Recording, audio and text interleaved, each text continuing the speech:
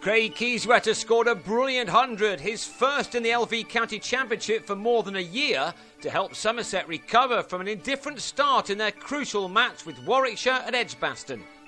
Marcus Trescothick won the toss and batted first on a pitch previously used for the T20 finals day and a Yorkshire Bank 40 game, only to lose Nick Compton in the fifth over as he padded up to Keith Barker's in-swinger right in front of his stumps. Somerset went into this match needing a win to release the relegation pressure they've been under for much of the summer. They began this game just outside the bottom two, 8 points ahead of Surrey, but having played a game more, and Trescothick knew that he had to find some form which has been surprisingly missing from his game all summer long. In between some playing and missing from him and Chris Jones, there were some good shots from the former England opener. England and the Lions had taken away a proportion of the Warwickshire attack, which gave Tom Milnes a chance, one he took by having Jones caught in the slips by Jitan Patel. Milnes would have had a second 10 minutes later, but in spite of a good return catch, he'd overstepped to give James Hildreth an important life.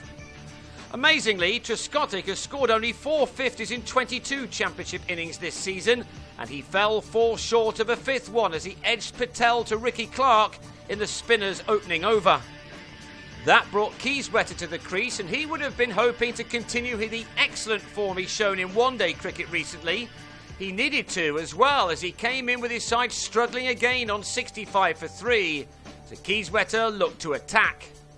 He survived until lunch with Hildreth, but should have gone on the restart when he was spilled by Baron Chopra at slip, the second time he'd been put down in his first half hour or so at the crease. And how he made Warwickshire pay for their profligacy. He dominated a fourth wicket partnership of 89 with Hildreth, who was nowhere near his best. Kieswetter certainly was, as these shots testify. It began to become a one-man show, with the rest playing nothing more than walk-on parts. Kieswetter needed 76 balls to record his first 50, getting there with 3 fours off a single Barker over. That took his boundary count to 8, but in truth this was just the hors d'oeuvre. The main was still to come from a man who's suddenly been left out in the cold by England and has a point to prove. He lost Hildreth with a total on 154, Milnes with his second wicket as the batsman was taken at slip by Chopra for 33. One thing perhaps that the Warwickshire attack didn't learn quick enough was that giving width to Kieswetter is not a good idea when he's in this kind of form.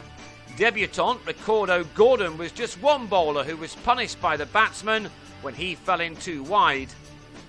But as good as this knock was from Kieswetter, there were some elements of fortune.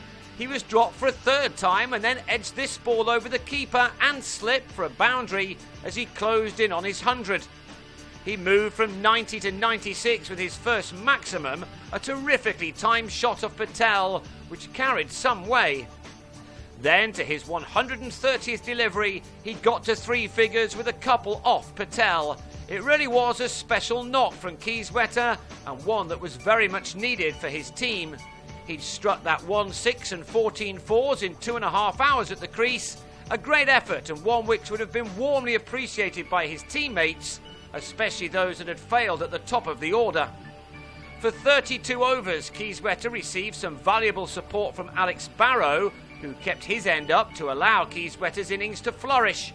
Barrow dealt with the bad ball well too, as he made 43 in a 2-hour stand which added 119 runs to now put Somerset in the box seat.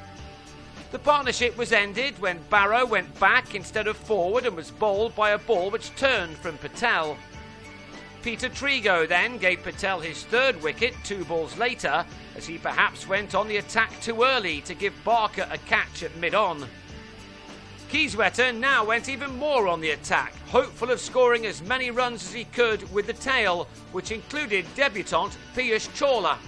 Kieswetter smashed Milnes for 2 sixes in the same over to take the total to 321 with 10 overs of the day to go.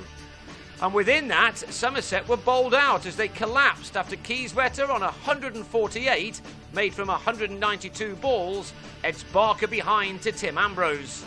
Barker shared the second new ball with Ricky Clark, who then had Alfonso Thomas taken behind the wicket. Chawler had made 18 on debut when he was brilliantly caught in the deep by Ian Westwood in the same clock over. And the innings was ended by Barker, who had George Dockrell taking the gully by Patel, as Somerset were all out for 340, their last 4 wickets falling for 19 runs after Keyswetter was dismissed.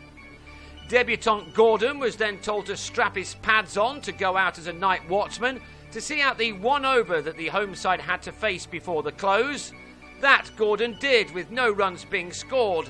So there is all to play for with bat and ball on day 2.